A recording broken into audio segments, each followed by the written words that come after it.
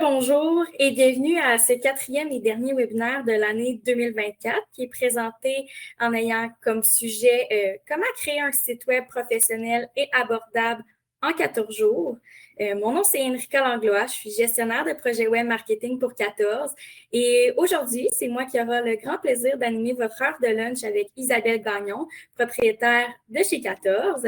Isabelle a travaillé pour 2 agences avant d'acquérir 14, accumule plus de 15 ans d'expérience en tant que conseillère web, design, marketing. Ses expériences de travail ont toujours été en étroite collaboration avec les entrepreneurs, ce qui lui a permis de développer une connaissance approfondie des besoins des entreprises et toutes failles dans divers secteurs d'activité.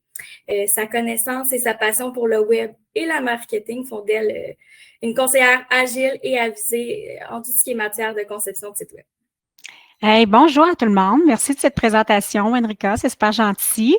Bien, d'abord, j'aimerais ça vous féliciter, parce que si vous êtes là ce midi, c'est que vous souhaitez améliorer la visibilité de votre entreprise par votre présence en ligne. Donc, bravo. Votre motivation est peut-être l'une de celles-là. Je vous en nomme quelques-unes. Vous allez peut-être vous retrouver là-dedans. Il y en a qui veulent peut-être améliorer leur site web au niveau du contenant, au niveau de l'image, du style graphique. Il y en a peut-être qui sont ici ce midi parce qu'ils veulent ajouter plus au niveau du contenu, rafraîchir le discours, la présentation de leurs produits ou services. Puis il y en a peut-être qui sont là aussi pour ajouter des fonctionnalités, des facilités pour améliorer l'expérience utilisateur ou encore l'interaction avec leurs clients. C'est peut-être également que vous voulez connecter votre site web à vos outils de vente. On parlait de CRM avec Myriam un petit peu plus tôt, avec vos outils de communication pour alléger vos processus à l'interne, sauver du temps. Puis sinon, ben, c'est peut-être seulement juste pour, juste et tout, pour, dans le fond, mieux référer votre site web dans les moteurs de recherche. Donc, quoi qu'il en soit, ce sont tous des bonnes réponses et puis on va tenter d'y répondre aujourd'hui. Je vais vous tenter de vous éclairer dans les prochaines minutes afin que vous puissiez comprendre un petit peu les rouages du web parce qu'il y en a peut-être qui n'ont pas de site web actuellement puis qui veulent se lancer. Il y en a d'autres qui sont peut-être à refaire leur site web, mais la première fois, ils l'ont fait un peu à la va-vite puis là, ils veulent mieux comprendre. Fait qu'on va essayer, dans le fond, de mieux vous éduquer, vous parler de choses qui vont, dans le fond, vous permettre de faire des choix éclairés puis bâtir votre site web sur des bases solides pour construire pour du long terme, que ce soit, comme je le mentionnais, pour un premier site web ou pour une refonte. Merci Isabelle. Avant de commencer, est-ce que tu voudrais présenter notre équipe? Oui, parce que je tiens à le mentionner, 14 démarrait en 2001, donc ça fait 23 ans, presque 24 ans, là, qu'on crée des sites web puis qu'on optimise des sites web. Et ça, bien sûr, ça se fait pas toute seule.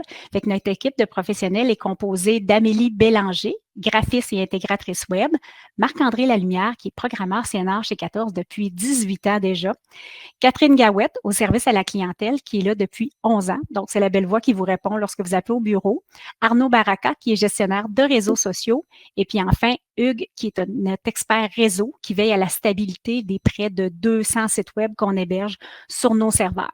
Il y a bien sûr des collaborateurs de longue date avec qui on travaille. Là, on est un petit noyau tissé serré, puis on a plusieurs, dans le fond, personnes qui travaillent autour de nous, avec qui on collabore chaque semaine. Donc, des rédacteurs SEO, des photographes, des vidéastes et plein d'autres. Donc, ça, c'est la formation de notre équipe.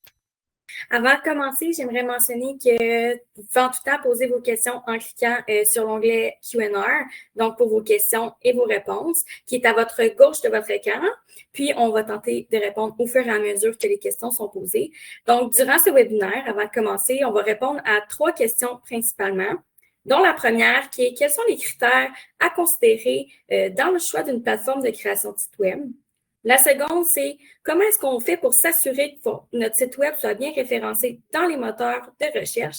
Et puis la dernière, c'est combien de temps faut-il investir dans la création d'un site web de façon à ce qu'on soit autonome ou en co-création? Donc, on va commencer avec la première question, Isabelle. Oui, donc la première question qui est quels sont les critères à considérer dans les choix d'une plateforme de création de site web? En effet, là, quand vient le temps de se faire un site web, puis on fait, bon, on commence, bien, sachez qu'il y a d'abord 2 choix.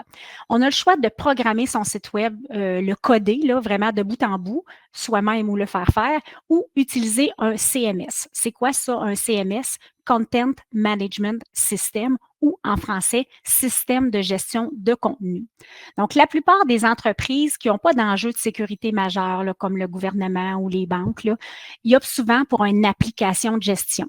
On s'entend là, que coder un site, là, même un site de 5 à 10 pages, là, ça peut être 400 heures. Donc, il n'y a pas beaucoup de valeur ajoutée à le faire si on n'a pas besoin de le faire. Donc, souvent, on opte pour un CMS. Puis le CMS, bien, ça nous permet, dans le fond, d'avoir une rapidité de conception, d'avoir des prix plus abordables, hein, parce que du temps, c'est de l'argent. On y met moins de temps, donc ça coûte moins cher. Puis d'avoir une autonomie dans la mise à jour, parce que l'application de gestion vous donne, dans le fond, un peu comme dans Word, là, pour ceux qui connaissent la suite Microsoft, d'être capable de faire votre édition de site web, là, comme si vous étiez dans Word, par exemple. Donc, dans les CMS, il faut savoir que si on choisit cette option-là, cette branche-là, il y en a 7 principalement sur le marché. Shopify, Magento, Wix, Squarespace, Joomla, Drupal et WordPress. Peut-être que c'est des noms qui vous disent quelque chose, peut-être que ça ne vous dit rien, mais je vous donne un peu les proportions de la part de marché des CMS là, pour vous donner juste une vue d'ensemble. Shopify, là, on parle de 6,4 du marché des CMS. Magento, 1,8 Ça, c'est ceux qui, dans le fond, ils se séparent les sites transactionnels parce que ces deux applications de gestion-là sont pour des sites de boutiques en ligne. Ensuite, il y a Wix qui détient 3,9 dans le fond du marché des CMS, Squarespace 3 Joomla 2,4 puis Drupal 1,4 Fait que là, vous remarquez que c'est tous des petits pourcentages, là. Ben, c'est WordPress qui est en tête de file avec 62 dans le fond d'utilisateurs partout dans le monde. Donc, c'est presque le 3/4 des gens qui sont sur WordPress. Pourquoi WordPress, c'est le système de gestion de contenu le plus utilisé au monde encore en 2024, parce que ça fait quand même presque une dizaine d'années que c'est le cas? Ben, c'est parce qu'il offre une grande flexibilité, donc une facilité pour vous, clients, d'être capable de faire vos mises à jour vous-même et de façon autonome. Puis c'est aussi parce que c'est un outil puissant pour le SEO. Je vais vous en parler un petit peu plus tard tantôt là, du SEO qui est, dans le fond, l'indexation de votre site. Si on fait encore un petit peu de statistiques, là, Shopify, dans le fond, il est bon pour le SEO. OK, c'est une base, une application de gestion qui est intéressante, mais elle a des restrictions sur la personnalisation avancée des URL et des balises. C'est pas qu'on dit qu'on peut pas optimiser un site pour le SEO dans le Shopify, mais il y a quand même des limitations. Même chose pour Wix. Wix, là, parmi les 7 que je vous ai nommés, là, c'est l'avant-dernier plus mauvais. Ils ont fait des améliorations dans les dernières années, mais quand même, ça reste moins flexible pour faire dans le fond, des techniques avancées de SEO. Squarespace, malheureusement, c'est le pire en termes de personnalisation des aspects techniques du SEO. Il offre Wix et Squarespace offrent beaucoup de beaux modèles de sites web. C'est facile, c'est agréable, mais quand on arrive à vouloir indexer son site, c'est là que c'est moins évident. Joomla, c'est la même chose aussi. Il faut avoir des compétences techniques plus avancées pour être capable de faire l'optimisation SEO. Donc, ce n'est pas à la portée de tous. Même chose pour Magenta et Drupal. Donc, c'est complexe. Il faut pratiquement être programmeur pour être capable, avoir des compétences techniques avancées pour être capable de faire le SEO. Donc, en bref, WordPress, ça reste le leader pour le SEO parce qu'à la base, WordPress, il faut savoir que c'était un module de blog. Donc, le but, c'était de vraiment diffuser les pages dans un large public sur la toile, qu'on disait dans le temps, sur le web. Donc, il a été créé pour ça. Donc, c'est vraiment le leader au niveau du SEO. Puis, en plus, ben, c'est facile de faire les modifications là-dedans. Donc, un site, c'est fait pour être évolutif. C'est fait pour, dans le fond, qu'on le mette à jour, qu'on ne fait pas mettre ses pages en ligne, puis on dit, on ne touche plus, il faut que ça bouge. Fait que si vous êtes capable de faire vos modifications vous-même, c'est gagnant. Et ben, dans le fond, ça vous permet de faire grandir votre site et tout ça. Donc, WordPress reste le module de prédilection pour ces raisons-là. Merci Isabelle pour les statistiques qui sont parlantes, surtout à ce jour pour ce qui est des plateformes de gestion de site web. Mais il y a également une question qui me revient souvent et qui doit te revenir souvent aussi lorsqu'on parle d'application de gestion, c'est la notion de propriété. À savoir, est-ce qu'on loue son site web ou bien est-ce qu'on en est propriétaire? Ben, en effet, c'est ça. Une fois qu'on a décidé est-ce qu'on le programme ou est-ce qu'on fait une application de gestion, dans les applications de gestion, il y en a 2 types.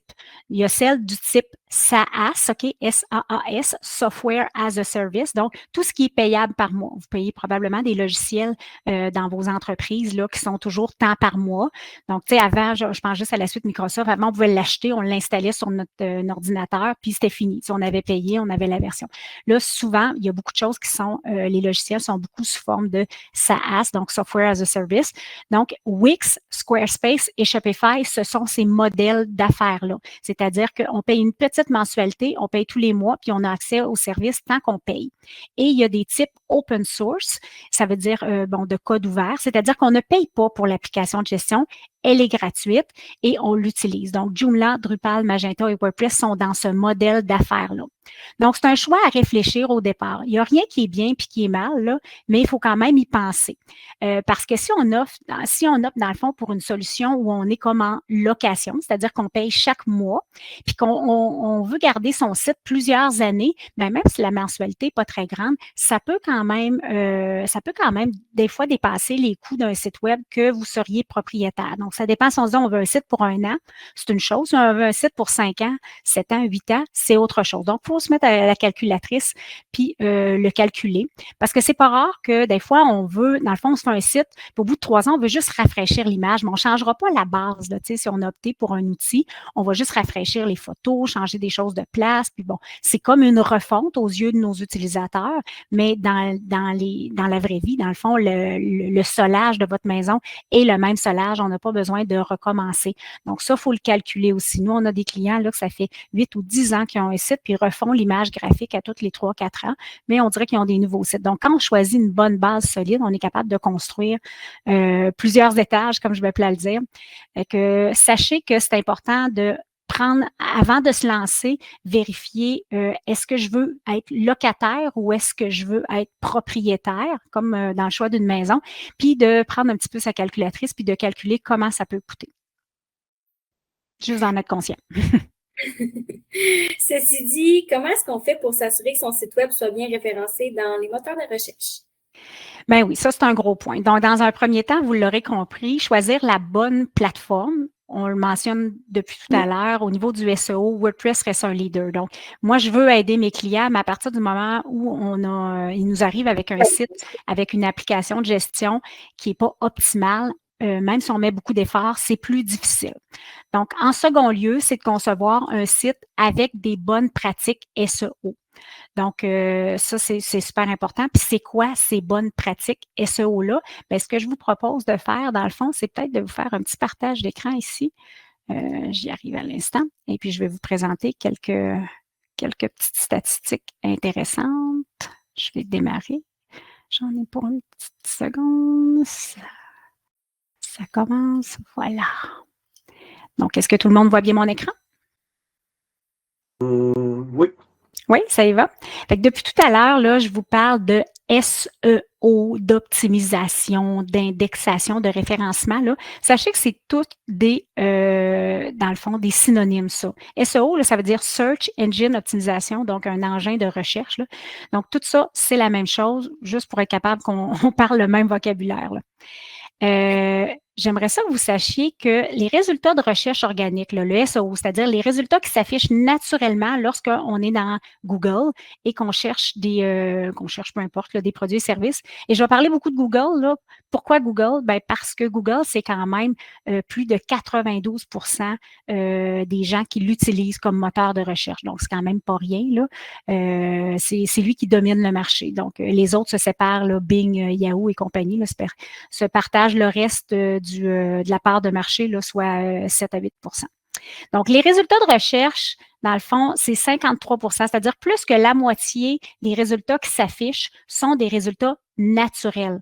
Donc, en fonction de comment votre site est optimisé pour les moteurs de recherche qui sortent ou pas. Donc, ce n'est pas des résultats payants. Là, quand vous voyez annonce en haut là, ou publicité, ça, c'est des gens qui ont payé pour s'afficher. Mais dans les résultats naturels, c'est ceux qui s'affichent en dessous.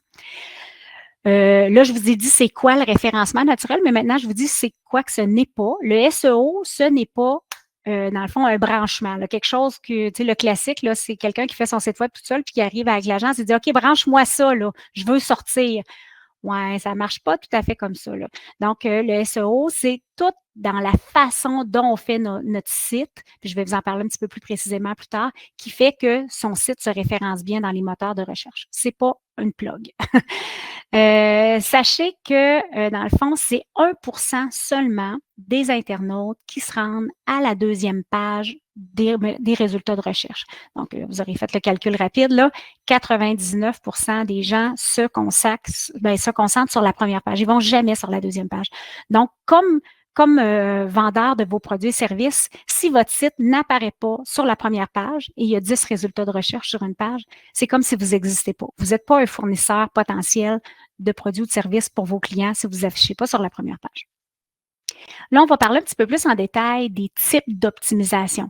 Donc, quelles sont les bonnes pratiques qui font qu'un site, dans le fond, se réfère? C'est plein d'algorithmes que Google a et, dans le fond, c'est l'ensemble de ces facteurs-là mis ensemble qui font qu'on score ou on ne score pas, qu'on affiche sur la première page ou pas.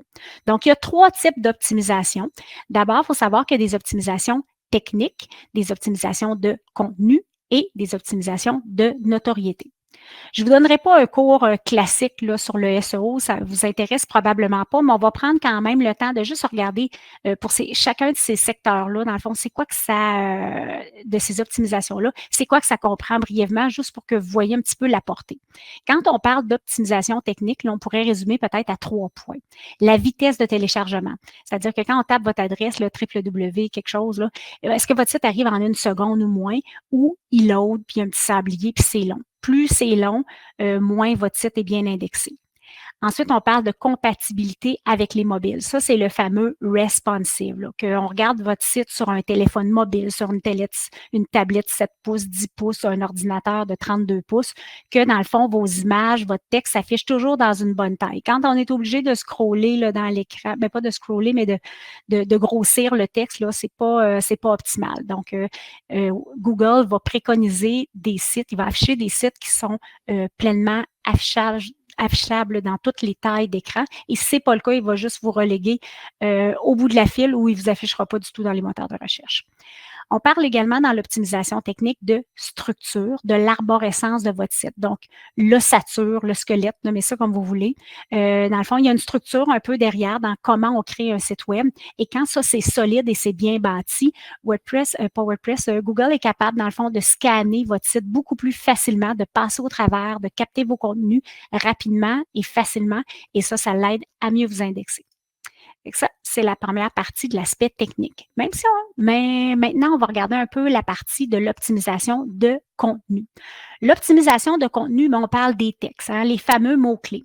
Est-ce que vous parlez sur votre site web de la même façon que vos clients vous recherchent?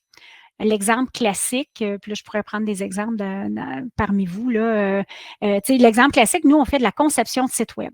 Donc, si partout sur mon site, sur mes 250 articles de blog, dans mon portfolio, sur les 500 pages de mon site web, je parle qu'on fait de la création de site web, mais que quand les gens nous cherchent, ils cherchent conception de site Internet.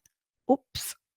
Et on ne parle pas le même langage. Pourtant, on fait la même chose, là, on s'entend, mais Google va avoir un peu plus de misère à nous référer parce qu'il dit, ben là, c'est pas ça qu'il cherche. Il cherche la conception de site web versus de la création de site Internet. Vous comprenez un peu le principe? Donc, si on ne parle pas, même quand on se trouve clair, là, si on ne parle pas le même langage que nos clients quand ils nous recherchent, il y a moins de chances qu'on sorte, ça va de soi.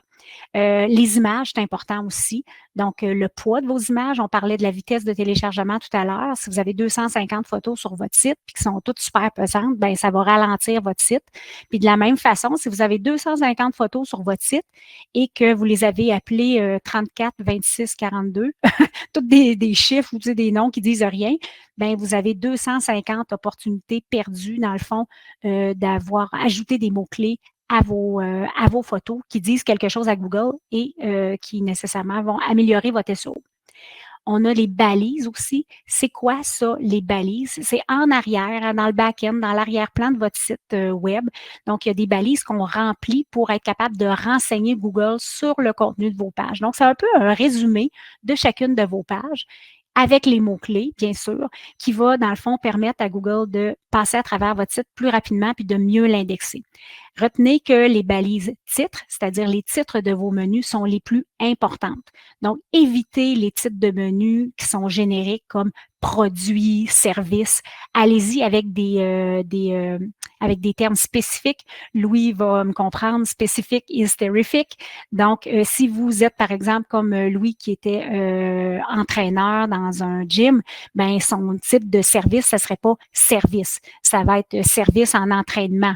Et là, il va être très spécifique sur ses, mettons, entraînements à domicile, entraînement en salle, par exemple. Donc, être spécifique. Et puis enfin, je termine avec les liens entre vos pages. Donc, de faire des maillages. Par exemple, sur la page d'accueil, vous abordez juste un service que vous faites, mais vous n'en parlez pas en profondeur. Vous faites le lien vers la page qui parle spécifiquement de ce service-là. Puis dans ce service-là, ben, vous parlez d'un aspect important que vous pouvez amener sur lequel vous avez écrit un article de blog plus précis qui parle plus en profondeur de cet aspect-là. Donc, vous faites un autre lien sur cette page-là. Donc, tous ces maillages-là, ça aide dans l'optimisation de vos contenus. Puis je termine enfin avec la dernière partie de l'optimisation. Ben, tu as un autre aspect là, qui est l'optimisation de notoriété. Puis il y a 4 points dans l'optimisation de notoriété, là, si on veut résumer ça rapidement.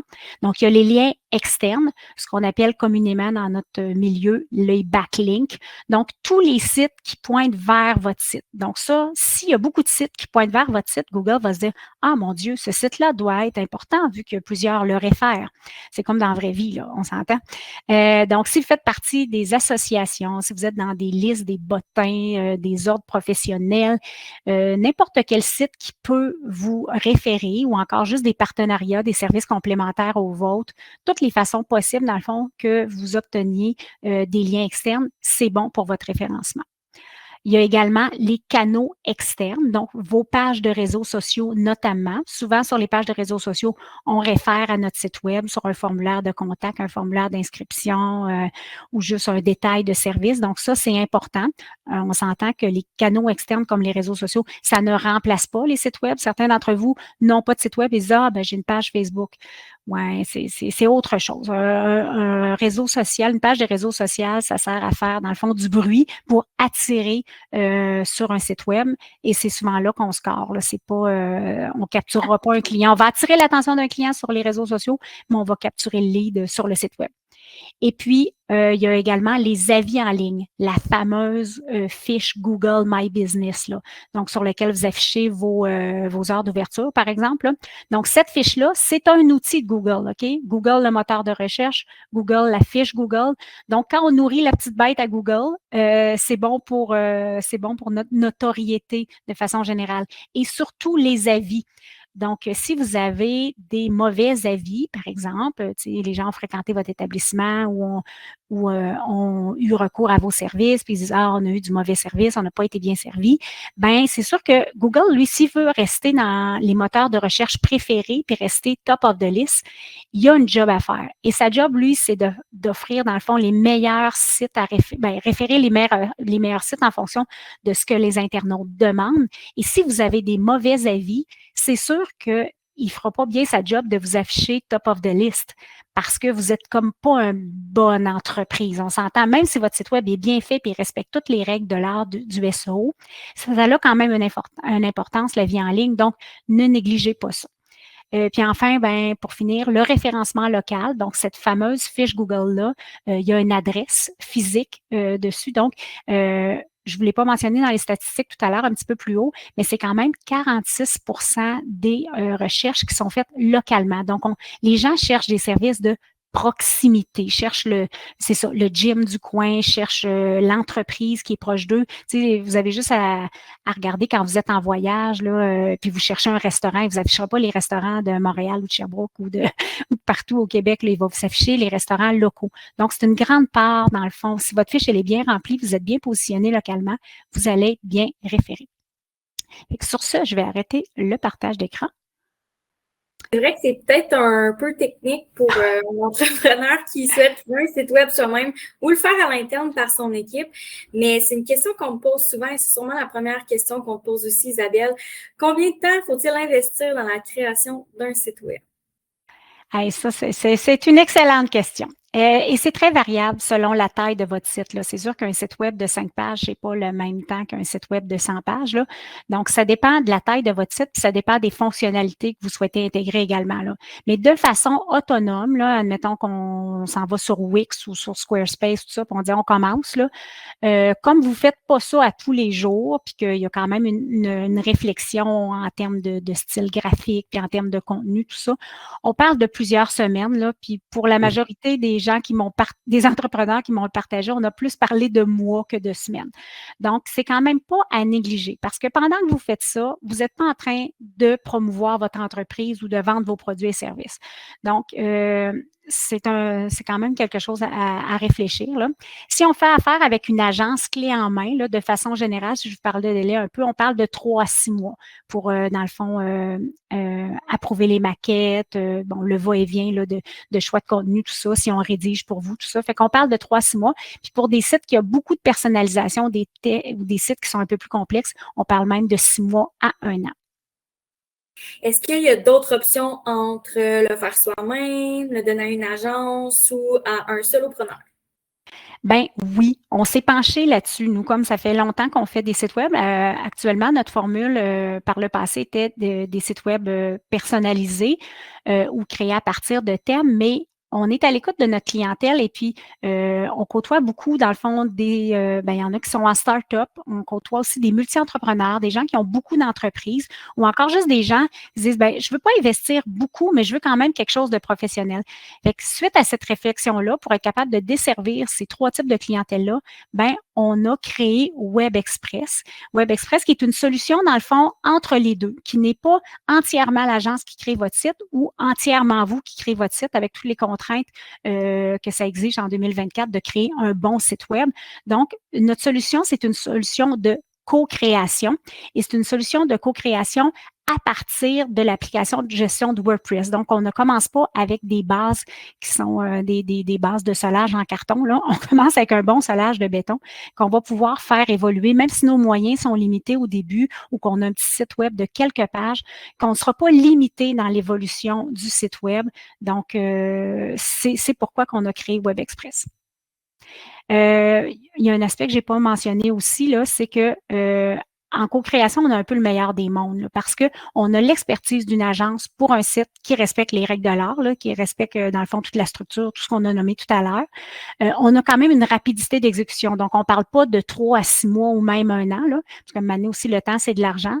Et puis, on a un coût raisonnable parce que vous participez un peu à la création. Mais vous ne faites pas ça à l'aveugle. Dans le fond, vous faites vos choix au départ, puis on vous accompagne avec des conseils judicieux. Puis ensuite, on réalise pour vous votre site pour respecter les bonnes pratiques SEO notamment. J'ai mis dans le chat le lien pour aller sur la page de WebExpress de l'agence, si jamais vous voulez suivre en même temps un peu le sujet de la discussion. Mais là, Isabelle, on parle vraiment d'un délai de création de 14 jours quand on parle de WebExpress. Oui. C'est notre promesse client, donc 14 et concept. Donc, on parle en effet d'un délai de 14 jours. Puis ça fonctionne comment? Ben, c'est d'abord que vous vous rendrez sur la page WebExpress là, que Enrica vous a partagée. Ensuite, vous choisissez le type de site web. Est-ce qu'on veut un one-pager, un site d'une page seulement, juste une présence en ligne? Est-ce qu'on veut un site multipage avec plusieurs pages ou encore un site transactionnel? Ensuite, dans le fond, on choisit le style graphique, le modèle qu'on veut. Est-ce qu'on veut un style classique, corporatif, créatif? Donc, il y a des modèles qui sont préétablis. Puis enfin, dans le fond, on choisit la fréquence de paiement. Est-ce qu'on veut faire un seul paiement ou étaler ça sur 36 paiements égaux sur 3 ans? Puis, dans le fond, vous notez que si vous payez un seul paiement, il y a une économie de 15 là, mais on peut étirer les paiements aussi pour se donner un petit peu de lousse. Donc, vous aurez à effectuer votre paiement en ligne par carte de crédit. Par la suite, on vous envoie par courriel accès à une plateforme qui va vous aider puis vous guider pas à pas dans le choix de l'ensemble des questions qu'on vous pose pour réaliser votre site web.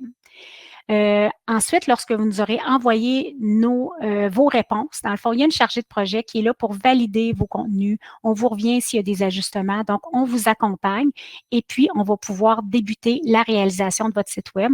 C'est là que, dans le fond, commence le délai de 14 jours, dans le fond, à la réception de vos réponses. Et là, on en a livré quelques-uns et je vous avoue qu'on n'a pas dépassé le 14 jours. On a même livré des sites jusqu'en 48 heures. Donc, pour ceux qui ont des délais, on avait un client un petit peu plus tôt cette cet automne qui avait un enjeu, qui allait à Las Vegas pour un show, qui ne devait pas participer à cet événement-là, puis finalement, ses projets ont changé. Donc, on a été capable de livrer très rapidement son site web pour que, dans le fond, il puisse référer ses clients lorsqu'il était en conférence. Donc, voilà. C'est comme ça que ça fonctionne là, pour WebExpress. Ça semble un peu trop beau pour être vrai. Est-ce qu'il y a une attrape là-dedans? Non, non, il n'y a pas de trappe, mais il faut quand même être réaliste, là. Vous allez avoir une bonne base pour commencer, mais ce ne sera pas une finalité, là, dans le sens où votre site ne s'affichera pas dans la première page des résultats de Google au moment de sa mise en ligne, là. Il y a beaucoup de sites en ligne et possiblement que des sites il y a des sites là, qui sont des leaders dans votre marché d'activité là, qui vont toujours s'afficher avant le vôtre, là. Mais ça ne veut pas dire que vous ne devez pas créer un site de la meilleure façon possible pour mettre toutes les chances de votre côté pour que votre site soit bien référé puis que vos clients vous trouvent. Comme je le nommais plus tôt, comme Google privilégie le référencement local, si vous avez une business où la proximité est importante, vous allez pouvoir espérer bien sortir dans tous ceux qui vont vous chercher localement. Puis ensuite, ben, on va vous fournir également des formations sous forme de tutoriels. Si vous souhaitez aller plus loin, compléter vos balises SEO, ajouter des pages à votre site ou des articles de blog ou encore le rendre transactionnel, ajouter une boutique en ligne. Puis bien sûr, on reste présent là, pour tous vos besoins d'optimisation, pour ajouter des fonctionnalités à votre site, pour faire des changements dans le temps. On ne vous abandonne pas. Si, par exemple, Isabelle, moi, je me suis créé un WebExpress avec vous, mais que je souhaite faire des modifications avec mon site web, comment ça fonctionne? Bien, nos clients sont 100% autonomes, OK? Puis avec nos formations, comme j'ai mentionné plus tôt, ils peuvent mettre à jour leur site web comme ils souhaitent, donc faire les modifications. Ils ont la formation, ils ont tout ce qu'il faut, c'est enregistré, c'est simple, donc on vous montre pas à pas comment vous diriger dans l'arrière-plan de votre site web pour que vous puissiez être autonome. Vous pouvez aussi nous demander de le faire si ça vous tente pas. Donc, c'est vraiment selon votre choix. Je le mentionnais au début du webinaire. On veut vous doter d'une bonne base qui va vous permettre de faire évoluer votre site comme vous le souhaitez, poursuivre la croissance de votre entreprise. Je donne des exemples de choses qui pourraient être faites éventuellement pour le faire évoluer. Ça peut être pensé au départ, mais ça peut être aussi, si on se dit, ben là, je veux juste avoir une présence en ligne, puis éventuellement, ben, je voudrais, par exemple, ajouter un module de blog parce que je veux commencer à publier des articles. Je voudrais intégrer un agenda en ligne pour que mes clients puissent prendre rendez-vous plus facilement. Vous pourriez proposer une foire aux questions pour répondre aux préoccupations de vos clients.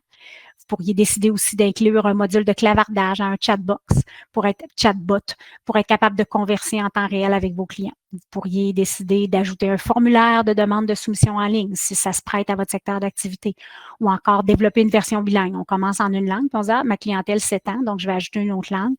Ou encore intégrer des produits, des services, des formations à vendre pour devenir transactionnel. Ajouter un portfolio de réalisation si ça se prête. Puis ça, c'est juste pour nommer quelques exemples, là, parce qu'il y en a beaucoup d'autres façons de faire évoluer votre site qui pourraient être intéressantes. Puis est-ce qu'il y a d'autres choses auxquelles il faut penser?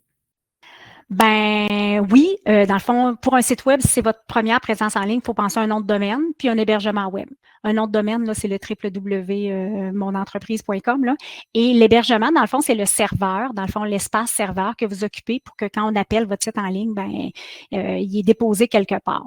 Donc, tout ça, sachez que dans WebExpress, on sait que c'est un peu compliqué là, pour nos clients. Donc, ça, on s'en occupe et c'est clé en main.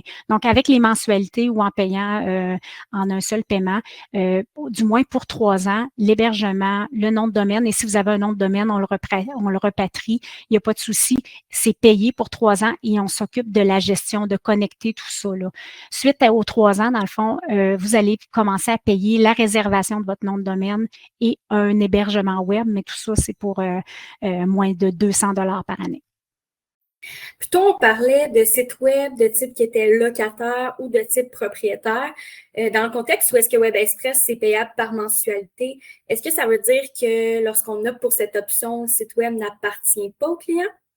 Oui, ça peut être peut-être un peu mélangeant, là, mais non. On peut payer le développement de son site web, comme je le mentionnais, en un seul paiement ou le répartir par 36 mensualités pour couvrir, dans le fond, les temps de développement puis de mise en forme de votre site web en co-création, ainsi que l'hébergement pour 3 ans puis le nom de domaine pour 3 ans. Mais votre site vous appartient. Puis vous n'êtes pas lié à notre agence, là. vous payez votre site et vous pouvez faire ce que vous voulez. Donc, on voulait vraiment que nos clients puissent être autonomes et avoir un modèle différent qu'avec les Wix de ce monde là, où on est contraint. Là. Parfait. Ben, merci Isabelle pour ce bel éclairage ce midi sur ce qu'il faut considérer dans la conception d'un site web. Est-ce que vous avez des questions pour Isabelle? On vous invite à les noter dans le chat ou bien à prendre la parole directement présentement. Est-ce qu'on a des questions? Oui, moi j'ai une petite question. Oui. Oui, merci pour votre présentation. C'est très intéressant. Moi, je voulais savoir, est-ce que c'est possible d'intégrer de l'IA sur les sites Internet? Oui, c'est possible dans les chats, entre autres, dans les chatbots. Donc, de plus en plus, il y a des chatbots qui permettent, dans le fond, d'intégrer l'intelligence artificielle pour être capable de répondre à votre clientèle. Souvent, il faut savoir, par exemple, que c'est nourri à partir d'une foire aux questions. Donc, on va déjà, vous connaissez votre secteur d'activité, vous connaissez peut-être les questions les plus posées par votre client, par vos clients potentiels. Donc, on va déjà comme pré-remplir une base de données de questions potentielles. Puis suite à quoi, dans le fond, l'IA va apprendre de ça et va élargir un peu son champ d'expertise. Donc, c'est une façon d'intégrer de l'intelligence artificielle à votre site. Bien sûr, au niveau des images, nos graphistes à l'interne. Puis on vous en parle également. Là, c'est quelque chose que vous pouvez utiliser aussi là, à partir des outils comme ChatGPT. Donc, pour créer des images, donc c'est possible d'utiliser l'intelligence artificielle pour créer des images, parce que le classique, c'est d'acheter des images ou de prendre des photos. Mais quand on ne trouve pas exactement ce qu'on veut ou quand on veut réduire un peu le budget, on peut créer des images. Même chose au niveau de vos textes. Donc, on vous demande de fournir vos textes. On vous donne des gabarits de rédaction. On vous donne beaucoup d'informations sur comment créer un site web, autant pour que ce soit convaincant, mais vous pouvez vous aider de ChatGPT en lui donnant ce qu'on appelle des prompts là, très précis. Donc, ça encore là dans le formulaire de contenu qu'on vous envoie, on vous feed un peu là-dessus là, pour que vous soyez capable, si vous avez écrit vos textes vous-même, des fois de fournir un premier jet avec ChatGPT ou encore de réviser un peu vos contenus pour éviter les fautes d'orthographe, pour être aussi intéressant pour votre lecteur que utiliser les mots-clés de votre secteur d'activité à intégrer dans votre texte pour Google. Donc, avoir le meilleur résultat. Donc, ce serait, je vous dirais, les principales façons qu'on peut utiliser l'intelligence artificielle sur les sites web. Très bien. Merci beaucoup. Plaisir. Est-ce qu'il y avait d'autres questions? Il semble que non. Donc, je te laisse poursuivre, Enrica. Oui, donc pour un résumé des fonctionnalités et des coûts de WebExpress qu'on vient de discuter, le lien de la page est directement dans le chat, comme je viens de vous l'envoyer au cours du webinaire. Et vous trouverez sur cette page des avantages qu'on offre par rapport à notre solution de co-création du site Internet avec WebExpress, mais aussi un tableau comparatif. Des fois, si on se demande est-ce que c'est la bonne solution pour nous, mais ça peut vous aider à pencher vers le bon côté avec d'autres applications de gestion en ligne. Puis vous pourrez également consulter la foire aux questions pour plus de détails. Mais avant de quitter, vu que le temps passe vite, pour ceux qui aimeraient en savoir davantage ou qui ont des questions spécifiques, je vous invite à prendre rendez-vous avec Isabelle en cliquant sur le lien que je vais mettre directement dans le chat pour ou qui vous sera remis aussi par courriel là, à la suite de l'événement. Puis je vous laisse également dans le chat et par courriel pour prendre rendez-vous avec Isabelle.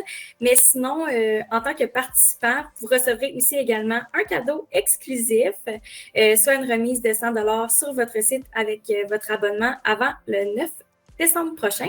Puis pour ceux qui ont apprécié la formule de ce midi, on va être de retour au mois de mars prochain. Nous ferons parvenir un sondage au mois de janvier pour que vous puissiez nous dire un peu c'est quoi les sujets qui vous ont intéressés, qu'est-ce que vous aimeriez entendre davantage pour qu'on puisse vous en discuter. Puis sachez que vous pouvez toujours nous contacter pour nous soumettre vos suggestions de sujets ou bien pour parler si vous avez des nouveaux projets à venir. L'objectif, c'est vraiment de répondre à vos questions et à vos besoins ou bien même vos préoccupations.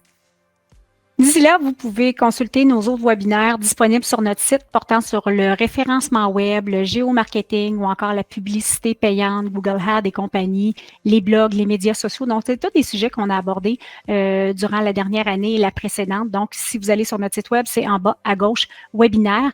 Le webinaire d'aujourd'hui va être disponible à compter de demain après-midi si vous connaissez des gens qui seraient intéressés à l'écouter ou encore à le revoir. Ben, merci encore Isabelle pour cette belle présentation. Puis merci à tous de vous être présentés à ce webinaire. Puis on vous souhaite une bonne fin de journée. Puis on vous invite à vous suivre sur nos réseaux sociaux pour suivre la prochaine date du prochain webinaire. Merci beaucoup. Bonne heure de lunch. Au revoir. Merci à vous. Au revoir. Au revoir. Merci beaucoup. Merci beaucoup. Merci.